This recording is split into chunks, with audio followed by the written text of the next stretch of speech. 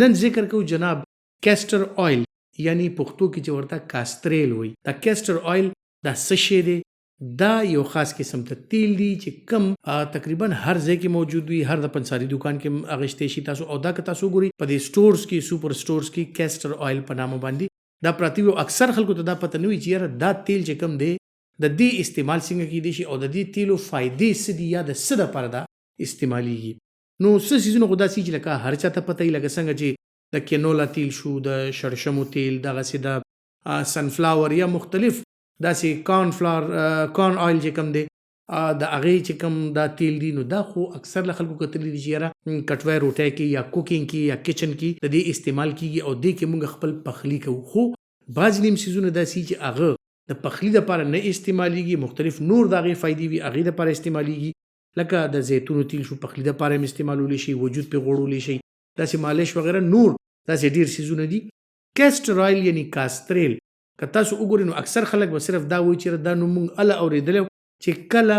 د قبض مسلې وي او د قبض مسلو ټایم کې چې کوم دی نو اکثر به وایي چې یاره د کیسټر آیل یا کاستریل دا ته استعمال کا، دې سره به ستا خېټه نرمه شي او د ډکو امتیازو مسله چې کوم ده دا به حل شي. یا اکثر که تاسو کتلی وي مختلف قسم داسې ایکس ری کیږي یا مختلف قسم پروسیجرز لکه د ګردې کاڼي دپاره چې کله موږ لیزر کوو دا نو موږ دا غواړو چې یاره د مریض خېټه چې کوم ده د مریض کلمې چې کوم دی دا خالی وي چې زمونږ دا ایکس ری کوم دی یا زمونږ کوم دا ایمیج انټنسیفایر دی چې په هغه ایمیج باندې د دغه کاڼي یا د ګردې د کاڼي دغه تصویر راځي او د کلمو ګیس چې کوم دی د هغه کاڼې موږ نه پټوي نه. یا مختلف قسم که تاسو کتلی وي د زنانو مختلف قسم ایکس ری کیږي د بې اولادۍ په صورت کې یا دغه په صورت کې د هغې چې کوم مختلف ټسټونه کیږي. یا اکثر له داسې نور د خېټې کلمو باره کې څه ایکس ری وي نو هغې نه مخکې اکثر له چې تاسو ورشئ د هغه ایکس ری دپاره اپوینټمنټ لرئ، تاسو ته وایي چې یار دا کیسټر آیل دی او نن د شپې به چې کوم دی نو دا پیو کې واچوئ، دا به اوس کې چې خېټه دې مکمل خالي شي، سبا چې راشي نو دا ایکس ری یا دا پروسیجر دا به کېږي. نو میډیکل کې هم ډېر دغه داسې خصوصا ریډیالوجي چې کوم دا ایکس ری وغیره دي او داسې ټسټونه وغیره وي هغې کې دا وایي چې یاره دا خېټه خالي وي نو ښه ده. یا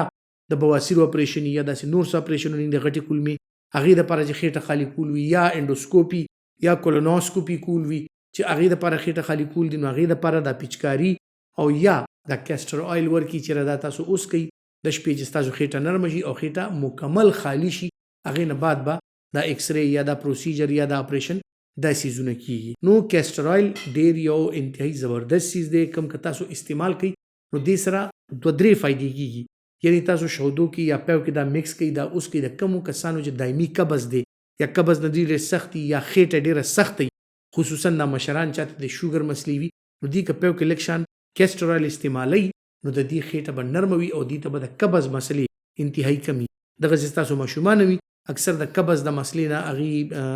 ورسره تر مخه وي نو دغه ماشومانو لم که تاسو دا کیسټر آیل ورکوئ نو دوی ورسره صحت ښي. بیا راځو دې نه علاوه چې دا کیسټر آیل دی د دې څه فایدې کیدی شي. کیسټر آیل که تاسو استعمالوئ دغسې د خوراک کې یا پیو دا استعمال شي نو دې سره ستاسو د لیور ډیټاکسیفیکیشن یعنی د جګر صفایي هم کیدی شي، ستاسو وجود کې چې کوم ټاکسیک ایلیمنټس دي هغه هم لاړ شي. بل اکثر لکه تاسو وګورئ نو کلمو کې داسې د جراثیمو مسلې وي یا د ټاکسیک سبسټانسز وي، داسې څه مسلې وي او موږ پرګیشن غواړو چې دا خېټه زر تر زره خالي شي نو هغه کسانو ته هم کیسټر آیل وغیره او دا څیزونه استعمال کو چې خېټه هم خالي شي، دغه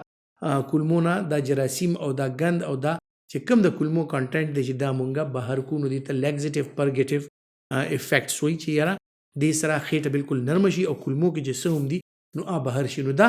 بطور یو ډیټاکسیفاینګ ایجنټ یعنی تاسو کلمې صفا کول غواړئ هغې دپاره هم استعمالیدی شي. که هغه چېرته د اپریشن سرجري نه مخکې وي یا مختلف داسې څیزونه وي هغې نه مخکې او دې سره سره ستاسو د جګر صفایي هم کوي. بیا کیسټر آیل یو ډېر ښه تیل دی که تاسو په خپل وجود باندې لګوئ د سکن دپاره چمړې دپاره د دې ډېر زبردستې فایدې دي. ستاسو چمړه ورسره ډېره ښه وي، ستاسو د چمړې مویسچر خاص کر په دې یخنیانو کې دا ورسره ډېر ښه. بیا اکثر هغه خلک چې کوم